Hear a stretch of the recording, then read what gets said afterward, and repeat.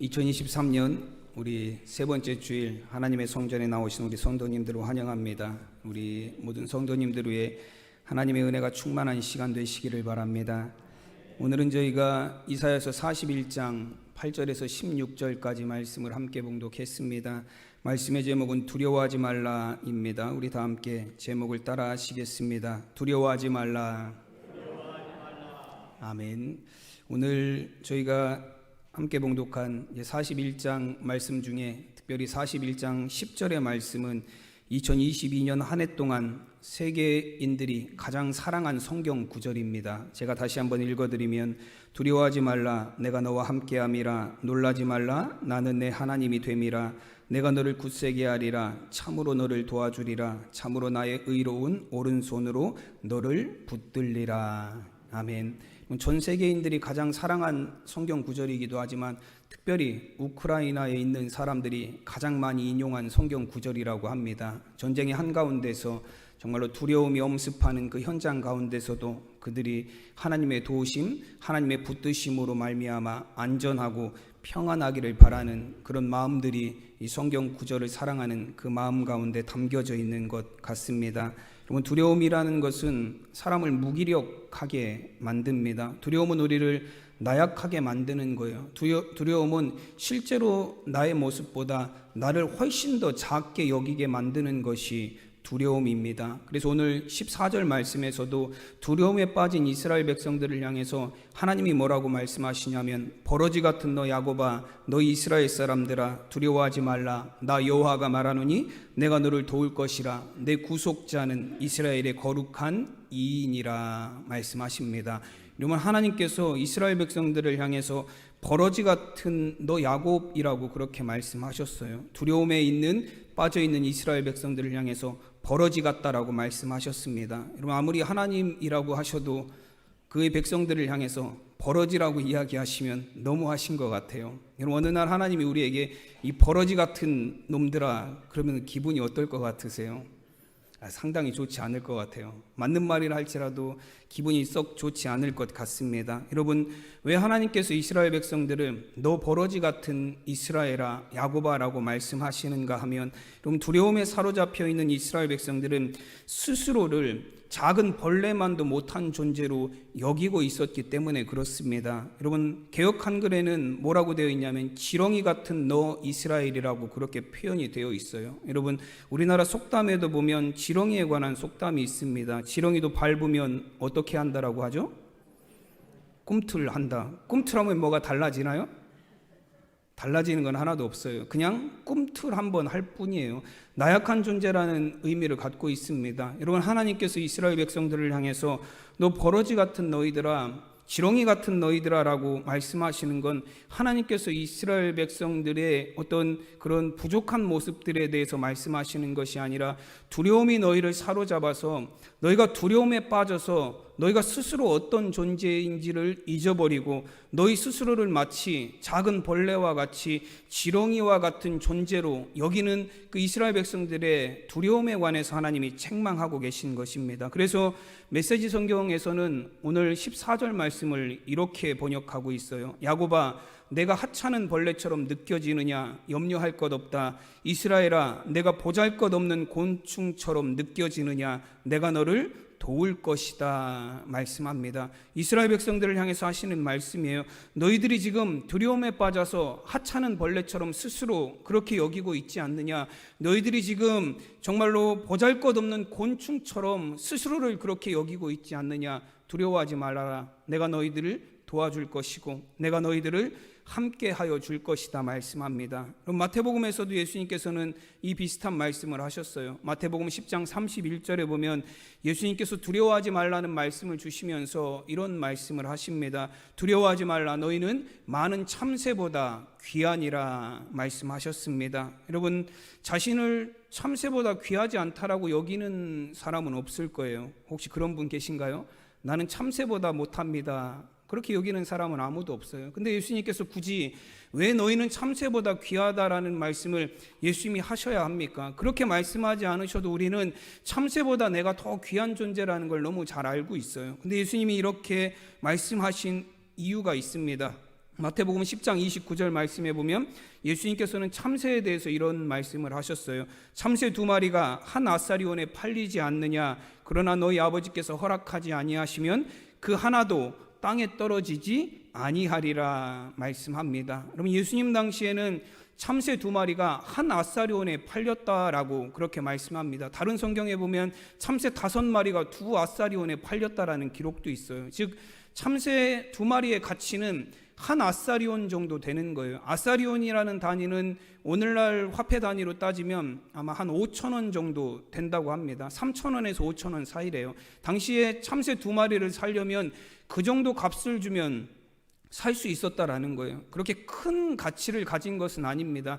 싼 편에 속하는 거예요. 참새 2마리가 그렇게 싼 가격에, 그렇게 저렴한 가격에 팔리는 걸 너희가 알고 있지 않느냐? 그러나 하나님이 허락하지 아니하시면 너희가 그렇게 싸게 사고 파는 참새조차도 땅에 하나도 떨어지지 않게 될 것이다라는 말씀이에요. 예수님께서 너희 이스라엘 백성들을 향해서 너희는 그 참새보다 귀하지 아니하냐라고 말씀하실 때 그 의미는 어떤 의미를 갖고 있습니까?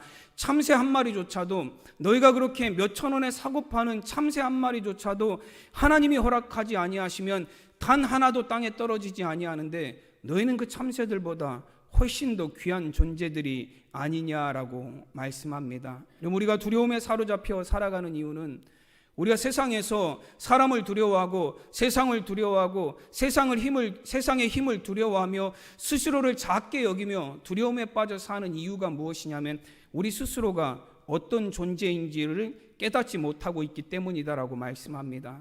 여러분, 하나님께서는 우리를 정말로 소중하게 여겨주신다라고 말씀하세요. 그래서 오늘 8절에서도 뭐라고 말씀하시냐면 하나님께서 이스라엘을 향해서 이렇게 말씀하십니다. 그러나 나의 종로 이스라엘아, 내가 택한 야곱아, 나의 벗 아브라함의 자손아라고 말씀합니다. 여러분, 스스로를 작게 여기면서 두려움에 빠졌던 이스라엘 백성들, 마치 우리는 메뚜기와 같이 작고 연약한 존재라고 두려움에 빠졌던 이스라엘 백성들을 향해서 하나님이 말씀하시기를 너희들은 나의 종이고 너희들은 나의 택한 백성이고 너희들은 나의 벗 아브라함의 자손이다라고 말씀합니다. 여러분, 나의 종이라고 하나님이 이스라엘을 향해서 말씀하신 표현에는 하나님의 소유라는 의미를 갖고 있어요. 여러분, 종은 주인에게 소속되어 있고 주인의 것입니다. 하나님이 우리를 너희는 나의 종이다라고 말씀하실 때는 하나님이 우리를 막 부려먹으시겠다라는 얘기가 아니에요. 너희는 나의 소유다라고 말씀하시는 거예요. 여러분,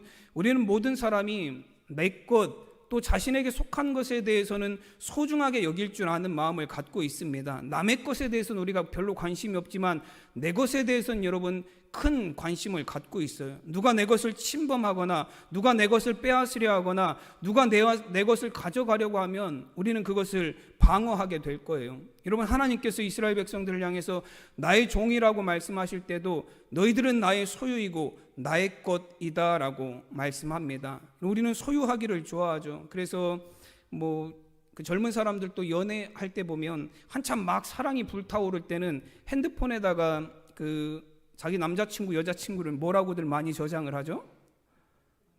네, 장로님이 잘하시네요. 해보셨나요? 네 거 내 거 그렇게 저장을 해요.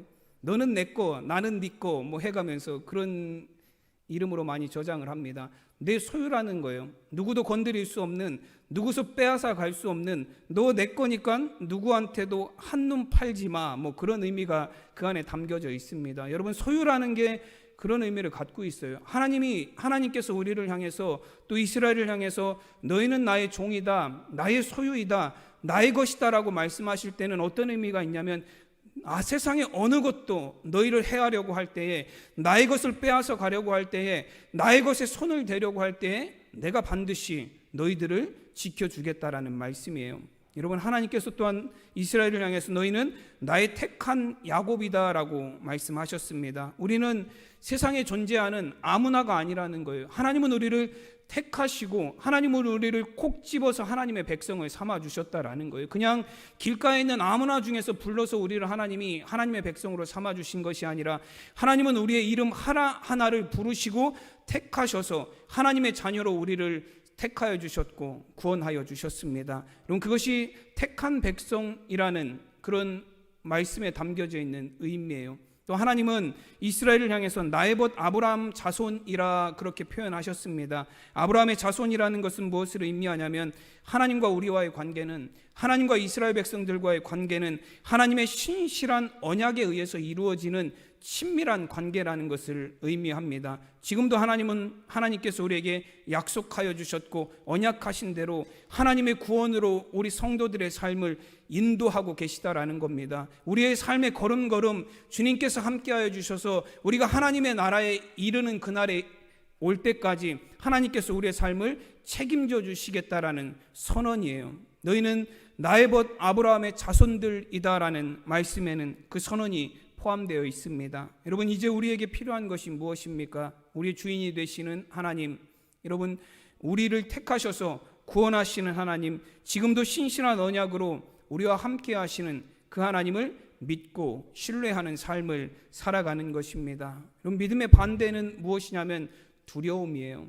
우리 안에 믿음이 있으면 두려워하지 않습니다. 하나님을 향한 믿음을 갖고 있으면 우리는 사람을 두려워하지 않고 세상을 두려워하지 않고 살아갈 수 있습니다. 그러나 우리 안에 믿음이 약해지기 시작하면 우리는 사람을 두려워하기 시작하고 세상을 두려워하기 시작하고 세상에서 일어나는 일들을 두려워하기 시작합니다. 여러분, 하나님을 믿는 믿음으로 여러분 세상의 두려움들을 이겨나갈 수 있는 우리 성도님들이 되시기를 간절히 축원합니다.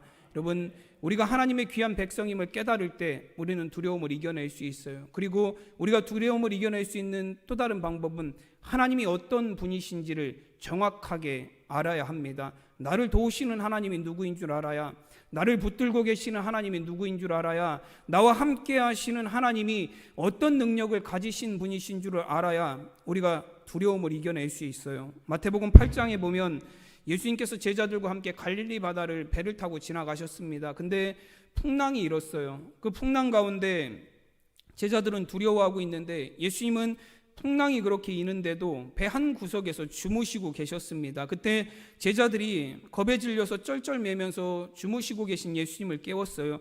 예수님, 우리들이 죽게 되었는데 예수님은 주무시고만 계십니까? 왜 우리를 돌보아 주시지 않습니까? 라고 예수님을 깨웠습니다. 그때 예수님이 잠에서 깨시면서 오히려 제자들을 꾸짖으시고 책망하셨습니다. 뭐라고 하셨냐면 어찌하여 무서워하느냐, 믿음이 적은 자들아 라고 예수님 책망하셨습니다. 여러분, 여기서 믿음하고는 아무런 상관이 없는 것 같아요. 예수님이 일어나셔서 풍랑 가운데 있는 우리를 위로해 주셨으면 좋겠고 우리와 좀 함께 해 주셨으면 좋겠는데 예수님은 일어나자마자 제자들을 향해서 뭐라고 말씀하시냐면 믿음이 적은 자들이다라고 책망을 하셨어요. 여러분, 예수님이 제자들을 향해서 믿음이 적은 자들이라고 책망하신 이유가 무엇입니까?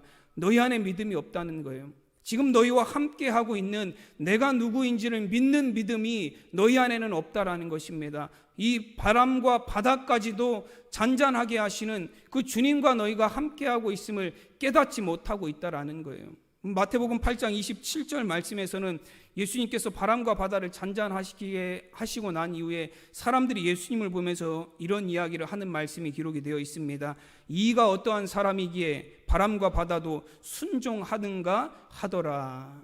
많은 사람들이 예수님이 하신 일을 보고 바람과 바다를 잔잔하게 하시는 것을 보고 저 사람이 누구이기에 라는 생각을 가졌어요. 여러분, 이런 믿음이 언제 있어야 되었다라는 거예요? 그 바람과 바다가 흥용할 때, 예수님이 그들 가운데 함께 계실 때 제자들에게 그 믿음이 있어야 됨을 예수님은 말씀하고 계신 것입니다. 여러분, 우리가 세상의 여러 가지 일들 가운데서도 두려움에 빠지지 않을 수 있는 이유는 우리와 함께 하시는 하나님이 누구이신지에 대한 분명한 믿음이 있을 때입니다. 여러분, 하나님은 우리를 구원하시는 분이시고 하나님은 우리를 건지시는 분이시고 하나님은 지금도 우리를 하나님의 구원의 길로 인도하고 계시는 분임을 믿는 확실한 믿음을 가질 때 우리는 세상의 여러 가지 일들에 두려워하지 않을 수 있습니다. 오늘 10절에서 하나님이 말씀하시기를 두려워하지 말라, 내가 너와 함께함이라, 놀라지 말라, 나는 내 하나님이 됨이라, 내가 너를 굳세게 하리라, 참으로 너를 도와주리라, 참으로 나의 의로운 오른손으로 너를 붙들리라. 아멘. 여러분, 하나님께서는 이스라엘 백성들을 향해서 내가 오른손으로 너희를 붙들어 주겠다라고 말씀합니다. 내가 너희와 함께 하겠다라고 말씀하셨고 내가 너를 굳세게 하리라 말씀하셨습니다. 그러니 너희는 두려워하지 말라 말씀하십니다. 여호수아서에 보면 이제 이스라엘 백성들이 광야 40년을 끝내고 이제 여호수아와 함께 모세의 죽음 이후에 가나안에 들어가서 가나안 땅을 차지하는 이야기가 기록이 되어 있습니다. 이제 위대한 지도자 모세가 죽은 이후에 이스라엘의 지도자로 세워진 여호수아는 아마도 두려웠을 거예요. 내가 이제 이 이스라엘 백성들을 데리고 들어가서 가나안 땅을 차지할 점령 전쟁을 치러야 되는데 이런 전쟁을 내가 어떻게 치러내야 될지에 대한 두려움을 갖고 있었을 것입니다. 이런 두려움 속에 있었던 이스라엘 백성들 여호수아에게 하나님께서 이렇게 말씀하셨어요. 여호수아 1장 9절의 말씀에 보면 강하고 담대하라, 두려워하지 말며 놀라지 말라, 내가 어디로 가든지 내 하나님 여호와가 너와 함께 하느니라 하시니라. 아멘. 여러분, 하나님께서는 여호수아를 향해서 말씀하시기를 두려워하지 말고 놀라지 말라 말씀하셨습니다. 그리고 강하고 담대하라 말씀하셨어요. 여호수아 1장 1절에서 9절까지 말씀해 보면 하나님께서 여호수아를 향해서 강하고 담대하라는 말씀을 3번이나 연속해서 주고 계십니다. 강해야 된다라는 거예요. 담대해야 된다라는 거예요. 내가 너와 함께하니 너는 두려워하지 말아야 된다라고 하나님 계속해서 말씀해 주셨습니다. 여러분, 그러나 우리가 아무리 강하고 싶어도 담대하고 싶어도 그게 잘 되지 않아요. 여러분, 강하게 굳게 마음을 먹고 나가도 우리가 나보다 더 강한 사람을 만나게 되면 내가 굳게 마음 먹었고 강하고 담대하리라 생각했던 우리의 마음은 어떻게 되죠? 순식간에 무너져 내려요. 여러분, 강하지 않은 사람, 강하고 싶지 않은 사람이 어디 있습니까? 우리는 다 강하고 싶고 담대하고 싶어요. 그렇지만 내가 상상할 수 없는 상황을 만나게 되면, 나보다 더 강한 사람을 만나게 되면 우리는 그 사람 앞에서 나약해지는 우리 자신의 모습을 발견하게 됩니다. 강함이라는 것은 항상 상대적이에요. 나보다 약한 사람 앞에서는 내가 강할 수 있지만 나보다 강한 사람 앞에서는 우리는 어떻게 돼요? 자연스럽게 약해질 수밖에 없는 게 우리의 강함입니다. 근데 하나님께서는 여호수아를 향해서 강하라고 말씀하시고 담대하라고 말씀하세요. 근데 하나님이 아무리 그렇게 말씀하셔도 여호수아는 강할 수 없고 담대할 수 없어요. 왜냐하면 이스라엘을 대적하는 가나안의 7 족속은 이스라엘보다 더 강하기 때문에 그렇습니다. 가나안에 살고 있는 아낙 자손들은 이스라엘 자손들보다 더 거대한 백성들이기 때문에 그렇습니다. 가나안 족속들이 세워놓은 성들은 견고한 성이기 때문에 그렇습니다. 그들 앞에 서면 여호수아는 물론이고 이스라엘 백성들은 강할 수가 없어요. 정말로 10명의 정탐꾼들이 보고했던 것처럼 그들 앞에 서면 우리는 메뚜기와 같을 뿐입니다 라고 이야기할 수밖에 없습니다. 근데 하나님께서 계속해서 여호수아를 향해서 강하고 담대하라고 말씀하세요. 여기서 하나님께서 여호수아를 향해서 강하라고 담대하라고 하시는 말씀은 내 스스로가 강해지라는 말씀이 아니에요. 여러분, 강함이라는 단어는 히브리어로 카자크라는 단어를 사용합니다. 그 의미는 어떤 의미를 갖고 있냐면 붙들리다라는 의미를 갖고 있어요.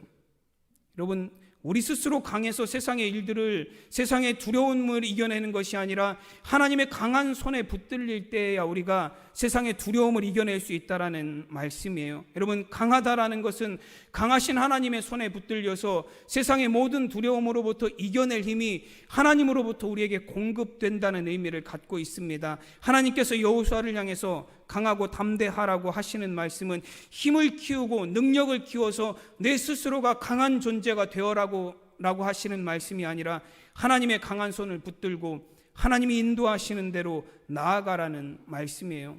여러분, 신명기서의 말씀에서도 보면 하나님께서 이스라엘 백성들을 애굽 땅에서부터 인도해내신 사건에 대해서 설명할 때 뭐라고 설명을 하냐면 신명기 26장 8절 말씀에 보면 여호와께서 강한 손과 편팔로 큰 위엄과 이적과 기사로 우리를 애굽에서 인도하여 내셨다라고 말씀합니다. 여러분, 이스라엘 백성들이 애굽에서 나올 수 있었던 이유는 이스라엘 백성들이 강해서가 아니라 하나님께서 표심팔과 강한 손으로 그들을 인도해 내셨기 때문이다라고 말씀합니다. 그러면 실제로 출애굽기서를 보아도 그래요.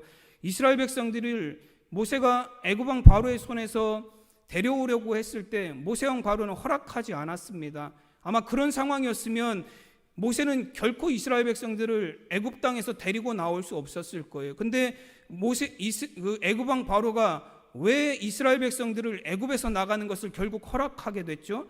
하나님이 애굽 땅에 10가지 재앙을 내리심으로 말미암아서 견디지 못한 애굽 왕이 결국에는 이스라엘 백성들을 애굽 땅에서 내보내게 되었습니다. 이스라엘 백성들이 싸워서 나온 거 아니에요. 싸워서 애굽 왕을 굴복시켜서 나온 것이 아니라 하나님께서 이스라엘 백성들을 그 강한 손으로 애굽 땅에서 인도해 내셨습니다. 강하고 담대하다라는 것은 내 능력과 내 힘으로 내가 내 힘을 키워서 강해지는 것이 아니라 강하신 하나님의 손에 붙들릴 때에 우리가 강하고 담대한 사람들이 될 수 있다라는 의미입니다. 여러분, 세상에서 가장 비싼 악기 중에 하나가 스트라디바리우스라는 악기래요. 혹시 보신 적 있으신가요?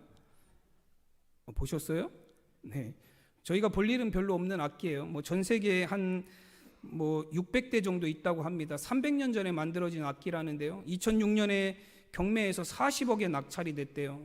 그 이후에도 아마 사고 팔리긴 했겠죠. 근데 더 비쌀 것 같아요. 40억보다 지금은 훨씬 더 비쌀 것 같습니다. 근데 아무리 좋은 악기라 할지라도 그 악기가 어떤 사람의 손에 연주되느냐가 중요해요. 여러분, 그 악기를 제가 40억에 구입을 해서 누군가 저한테 사줬다라고 생각을 해보세요. 제가 이 자리에서 여러분들한테 그 스트라디바리우스를 연주해 드리면 여러분들은 어떻게 들으실 것 같으세요? 시끄럽다고 하실 거예요. 네. 돌을 안 집어 던지면 다행일 것 같습니다. 아무리 좋은 악기여도 40억짜리 악기여도 저는 바이올린을 다룰 줄 몰라요. 제가 그 바이올린을 켜면 그 소리는 아무것도 아니에요. 정말로 귀를 시끄럽게 하는 소리밖에 되지 않습니다. 근데 제가 이제 전에 있던 교회에서 그 송솔나무 선교사님 그 악기 하시는 분이 오셔서 그 연주를 하셨어요. 근데 뭘로 연주를 하셨냐면 그때 2만 원짜리 리코더 피리를 가지고 2만 원짜리 피리를 가지고 연주를 하시더라고요. 그때 저희 교회에 와서 그것도 제가 하나 샀어요. 저도 그렇게 할 수 있을까 생각해서 하나 샀는데 저는 절대로 안 되더라고요. 2만 원짜리로 연주를 하셨는데 정말로 아름다운 소리가 나더라고요. 그게 2만 원짜리 악기라고 생각하지 않고 들으면 정말로 훌륭한 연주예요. 근데 2만 원짜리라고 생각하고 들으니까 조금 떨어지는 것 같긴 하더라고요. 악기의 가치보다 더 중요한 것은 무엇이냐면 그 악기를 누가 연주하느냐예요. 여러분, 공연을 보러 가실 때 어떤 악기가 나오느냐를 가지고 공연 보러 가시나요? 그렇지 않아요. 그 공연에 나오는 연주자가 누구냐를 보고 그 공연을 보러 가는 거예요. 여러분, 우리가 세상에서 내 스스로 아무리 강하고 담대하다 할지라도 우리는 우리보다 더 강한 사람을 만나면 무너질 수밖에 없어요. 그 사람 앞에 서면 우리는 스스로 메뚜기와 같이 여기게 되는, 스스로를 작게 여기는, 나보다 더 강한 것을 만나게 되면 우리는 위축되고 작아질 수밖에 없습니다. 여러분, 정말 우리가 세상의 두려움들을, 세상의 강한 것들로부터 두려움들을 이겨낼 수 있는 힘은 어디에서 나오느냐 하면 내 스스로의 강함을 키우고 내 스스로의 능력을 키우는 것에서 나오는 것이 아니라 천지와 만물을 지으신 하나님, 지금도 우리를 하나님의 구원으로 인도하고 계시는 하나님의 강한 손에 붙들릴 때에야 우리는 세상의 두려움으로부터, 사람을 두려워하는 두려움으로부터 벗어날 수 있습니다. 여러분, 하나님의 강하신 손에 우리가 붙들려야 합니다. 우리를 소유로 삼아주시고 택하여 주셔서 구원하여 주시는, 지금도 신실한 언약으로 우리와 함께 하시는 창조주 하나님의 손에 붙들린 우리 성도님들이 되시기를 간절히 축원합니다. 여러분, 사람을 두려워하지 마시기 바랍니다. 오늘 12절 말씀에 보면 내가 찾아도 너와 싸우던 자들을 만나지 못할 것이요 너를 치는 자들은 아무것도 아닌 것 같고 허무한 것 같이 되리니 라고 말씀합니다. 여러분, 사람을 두려워하지 말라는 말씀이에요. 우리를 치는 자들, 우리를 대적하는 사람들, 우리를 핍박하는 사람들, 싸움을 거는 사람들은 아무것도 아닌 존재가 될 것이다라고, 허무한 존재가 될 것이다라고 말씀합니다. 여러분, 그들이 허무하게 될 것이다라는 것은 무엇을 의미하냐면, 허무라는 단어는 바람을 잡는다라는 의미에서 나왔어요. 그들은 아무것도 잡지 못할 것이다라는 거예요. 우리를 핍박하고 어렵게 만들고 힘들게 만들고 대적하고 때로는 싸움을 걸고 때로는 우리를 향해서 함정을 파지만 그들이 우리에게서 얻을 것은 아무것도 없을 것이다라는 말씀이에요. 여러분, 하나님이 우리를 붙들고 계시는데 세상에 어느 누가 우리를 대적해서 우리를 함정에 빠뜨릴 수 있겠습니까? 하나님의 강한 손이 우리와 함께 하시는데 세상에 어떤 강한 자들이 우리를 대적해서 우리를 넘어뜨릴 수 있겠습니까? 하나님의 손이 우리를 붙들고 계시면 세상의 어떤 사람도 어떤 두려움도 우리를 하나님의 사랑에서 끊어낼 수 없습니다. 그래서 이사야 51장 12절 말씀에서는 이르시되 너희를 위로하는 자는 곧 나이니라. 너는 어떠한 자에게 죽을 사람을 두려워하며 풀같이 될 사람의 아들을 두려워하느냐. 아멘. 여러분, 너희는 어찌해서 사람을 두려워하느냐라고 말씀하세요. 결국 죽어서 없어질 사람 아니냐, 결국 풀같이 사라져버릴 사람들 아니냐, 왜 그런 자들을 두려워하느냐. 하나님의 손에 붙들릴 너희는 두려워하지 말라 말씀합니다. 여러분, 105세를 사신 어떤 할아버지에게 누군가 이런 질문을 했어요. 어르신, 105년을 사시면서 정말로 많은 사람들과의 어려움이 있지 않으셨습니까? 할아버지를 대적하는 사람도 있었을 테고, 욕하는 사람들도 있었을 테고, 음해하는 사람들도 있었을 테고, 뒤에서 수근수근하는 사람도 있었을 테고, 비방하는 사람들도 있었을 텐데, 그런 일들을 어떻게 다, 그런 스트레스를 다 이겨내고 이렇게 오랫동안 건강하게 장수하며 사셨습니까? 라고 물었어요. 그랬더니 그 할아버지가 이렇게 대답을 하셨습니다. 그거야 쉽지. 누가 나를 비난할 때에도, 누가 나를 욕할 때에도, 누가 나를 음해할 때도, 누가 나에게 함정을 파놓을 때에도 그냥 하든지 말든지 욕하든지 말든지 내버려 뒀더니 그냥 나보다 다 먼저 죽었어. 나 욕하던 녀석들은 지금은 단 한 명도 남아있지 않아. 네, 할아버지가 그렇게 얘기를 하셨어요. 여러분, 사람은 두려워할 존재가 아니다라는 거예요.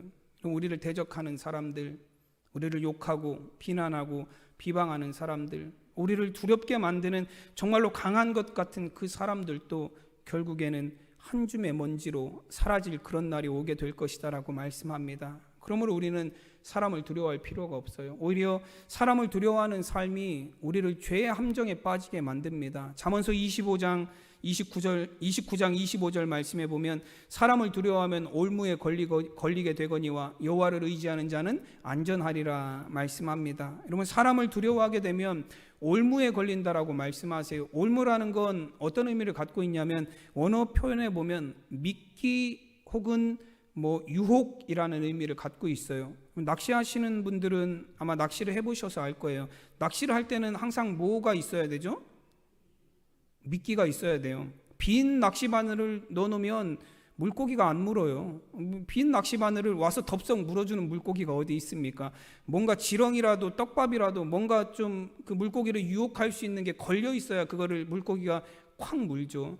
이 두려움이라는 것은 우리에게 미끼가 된다라는 거예요. 어떤 미끼가 되죠? 죄를 콱 물어버리는 미끼가 되게 만든다라는 거예요. 우리가 사람을 향한 두려움을 갖고 있으면 우리는 그 두려움 때문에 죄를 물어버리게 되고 죄를 범하게 됩니다. 여러분, 성경에서 보면 대적이 많고 원수가 가장 많았던 사람 중에 하나가 누구냐면 다윗이라는 사람이에요. 다윗은 시편 69편 4절에서 고백하기를 까닭없이 나를 미워하는 자가 나의 머리털보다도 많고 부당하게 나의 원수가 되어 나를 끊으려 하는 자가 강하였으니 라고 말씀합니다. 여러분, 다윗은 까닭없이 나를 미워하는 사람들, 그 다윗을 미워하는 사람들이 머리카락보다도 더 많았고, 그리고 나를 원수처럼 여기는 그런 사람들이 나보다 약하면 내가 가서 그냥 찍어 누르면 되는데 나보다 더 강해서 내가 아무것도 할 수 없는 그런 원수들이 많았습니다라고 다윗은 고백을 합니다. 여러분, 실제로 다윗은 그 사울 왕이 다윗을 죽이려고 3,000명의 군대를 이끌고 다윗을 쫓아다녔죠. 그래서 다윗이 광야로 도망가고 굴에 숨어 있기도 하고 이스라엘 내에서는 더 이상 도망갈 곳이 없어서 적국인 블레셋 땅까지 도망가서 거기서 숨어서 살았던 적도 있어요. 여러분, 그러다가 다윗이 그렇게 도망자의 삶을 살다가 나중에 사울왕을 죽일 수 있는 결정적인 기회를 만나게 됩니다. 다윗이 부하들과 함께 광야로 가서 사울왕을 피해서 굴에 숨어 있을 때 사울왕이 다윗을 죽이려고 쫓아다니다가 갑자기 볼 일이 급해졌어요. 화장실이 가고 싶어졌죠. 그래서 화장실을 가려고 아무도 안 보는 굴 안으로 들어와 있었어요. 근데 마침 그 굴 안이 어떤 굴이에요?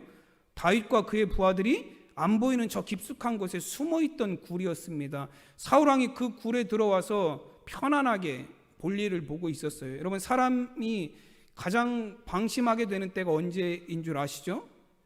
화장실에 앉아 있을 때예요. 화장실에서도 긴장하면 나올 게 안 나와요. 네. 화장실에서는 사람이 가장 마음을 놓고 있는 장소가 화장실이에요. 사울 왕이 그 화장실을 가려고 굴 안에 들어왔을 때는 가장 마음을 놓고 있는 장소예요.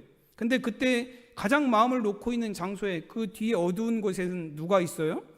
원수가 있는 거예요. 다윗과 그의 부하들이 있는 거예요. 다윗과 부하들이 그 어두운 곳에서 사울이 저 앞에 앉아 있는 걸 보면서 사울을 죽여야 된다라는 생각을 다윗의 부하들이 했어요. 그래서 다윗에게 요청을 하죠. 가서 사울 왕을 죽이십시오. 그러면 우리의 모든 괴로움이 끝납니다. 우리 10년 동안 도망 다니던 이런 도망자의 삶도 다 끝내고 모든 상황이 다 끝날 수 있어요. 가서 저 사울 왕을 죽이십시오. 근데 다윗이 그 사울을 죽이지 않았어요.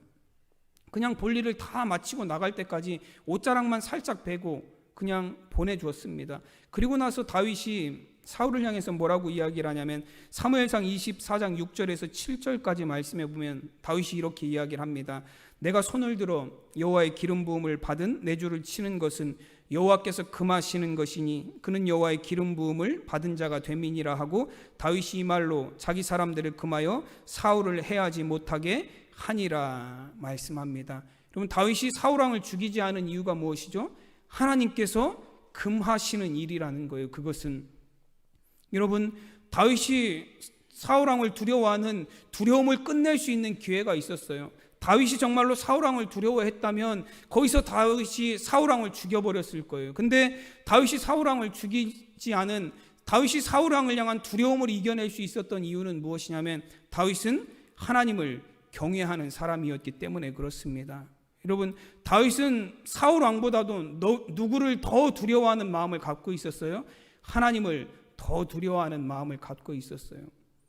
여러분, 다윗이 사람을 두려워하지 않는, 사람을 두려워함으로 죄에 빠지지 않을 수 있었던, 죄의 미끼를 물지 않을 수 있었던 이유는 무엇이냐면 다윗이 사람보다 하나님을 더 경외하고 하나님을 더 두려워하는 삶을 살았기 때문에 그렇습니다. 여러분, 지금도 세상에 많은 사람들이 사람을 두려워해서 죄의 미끼를 물어버리는 삶을 살고 있어요. 죄의 유혹에 흔들리고 죄를 짓는 삶을 살고 있습니다. 그러나 하나님을 정말로 경외하는 사람은, 하나님을 정말로 두려워하는 사람은 사람을 두려워하지 않아요. 그래서 죄를 멀리하는 삶을 살아갑니다. 여러분, 우리는 사람들의 평가에 대해서 굉장히 두려워해요.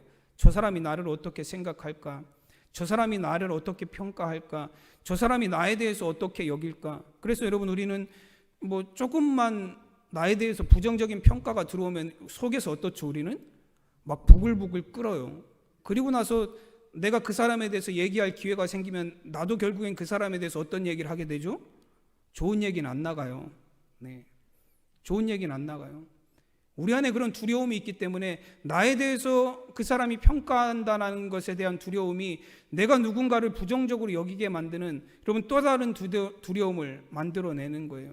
여러분, 사람이 어떻게 생각할까를 중요하게 여기며 살아가지만 정작 여러분은 하나님이 나를 어떻게 여기실까에 대해서는 여러분 생각하면서 살아가십니까? 하나님이 나를 어떻게 평가하실까? 하나님이 나를 어떻게 여기실까에 대해서는 우리가 과연 생각하고 두려워하는 마음으로 살아가고 있느냐라는 것입니다. 여러분, 어제 이제 토요일에 새벽 예배를 마치고 청소를 이제 교인들이 했어요. 근데 권사님 한 분이 청소를 하시면서 이런 혼잣말을 하시더라고요. 하시기를 이런 얘기를 하셨어요. 하나님이, 내가 하나님 앞에 가면 하나님이 나한테 너 뭐 하다 왔냐라고 물으시면 나는 청소만 하다 왔어요 라고 대답해야 된다고, 그런 얘기를 하시더라고요. 아마 이 토요일 날마다 청소하시니까 그 청소하신 것 때문에 그런 얘기를 하신 것 같아요. 하나님이 나에게 뭐 하다 왔냐 물으시면 나는 청소만 하다 왔어요 라고 대답할 거라고, 그런 얘기를 혼잣말로 이렇게 하셨어요. 근데 그 권사님의 얘기를 들으면서 제가 감사했던 것은 무엇이냐면 우리 권사님의 생각은 어디에 있는 거예요? 내가 나중에 하나님 앞에 가게 되면, 내가 나중에 하나님 앞에 서게 되면, 내가 나중에 천국에 가게 되면, 내가 나중에 이 세상에서의 삶을 끝내고 하나님 나라에 가게 되면 이라는 생각을 갖고 계신다라는 거예요. 여러분, 그런 생각하면서 살아가시나요? 여러분, 우리가 하나님 앞에 서게 되면 우리가 하나님 앞에 뭐라고 말하겠습니까? 하나님, 내가 하나님을 두려워하지 않고 사람을 두려워하느라 하나님 세상 죄악을 택하며 살았습니다. 여러분, 우리가 그렇게 대답해서는 안 될 줄로 믿습니다. 여러분, 하나님을 경외하고 하나님을 두려워하는 삶이 되시기를 바랍니다. 하나님을 경외함으로 세상을 두려워하지 않고 세상에서는 오히려 강하고 담대하게 하나님의 손에 붙들려 말씀으로 세상에서 승리하며 살아가는 우리 성도님들 되시기를 간절히 축원합니다. 기도하겠습니다.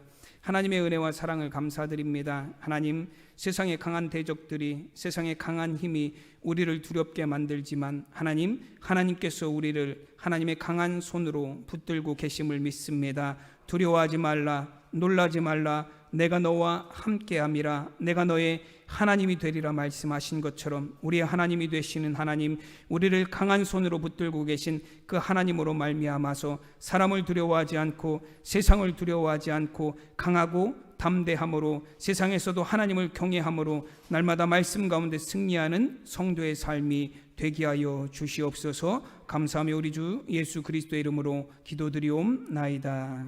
아멘.